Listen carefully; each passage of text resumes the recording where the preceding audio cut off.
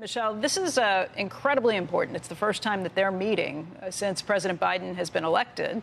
It's the first time anybody's really meeting with Xi Jinping since, since COVID really shut things down. He wasn't traveling before on some of these issues, too. There's a lot that could come out of this. Yeah, it's an extremely important meeting because the key role here and the key thing is, can they reduce the probability of war? It's an astounding thing to say when we've been covering China economically now. This network, for 20 years at least, right, as they started to emerge economically. And now we're at a situation where the national security statement from the Biden administration in October made very clear that China wants to reestablish, reshape the international world order, and they have the technological capability, they have the will to do it, they have the economic capability, et cetera. And so what do you do right now if you're the United States?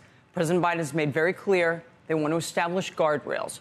What is extremely important to us? What is extremely important to them? And how do we avoid the possibility of war down the road? What are the answers to that? What's most important to us? What's most important to them? Well, what are they going to say about Taiwan, right? Right now, the policy on Taiwan is strategic ambiguity.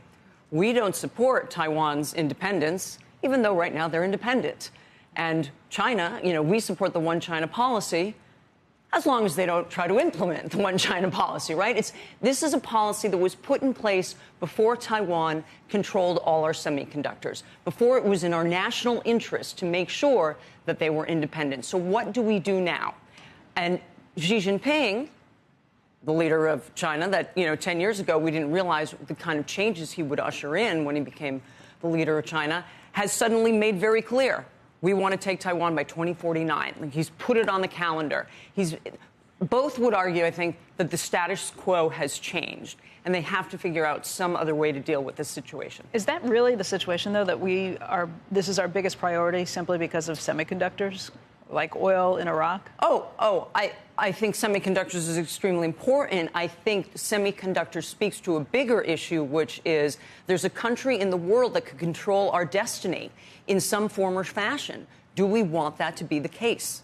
If they've laid out a timeline for 2049, aren't there other ways to kind of deal with that? Well, having meetings, right? I mean, that's still a long way away. Building your own fabs. Yeah, that's true. That's what the whole point of the CHIPS Act is, right? To start building our own. We've seen other countries in Europe as well decide that they're going to subsidize semiconductors increasingly so that we are not reliant on them.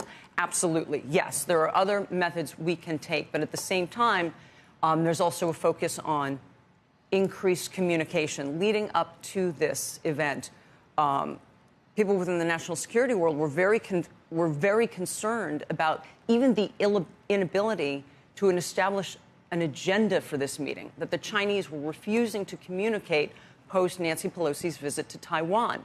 They want an improved communication line to make sure that we don't have accidents or incidents that escalate unnecessarily.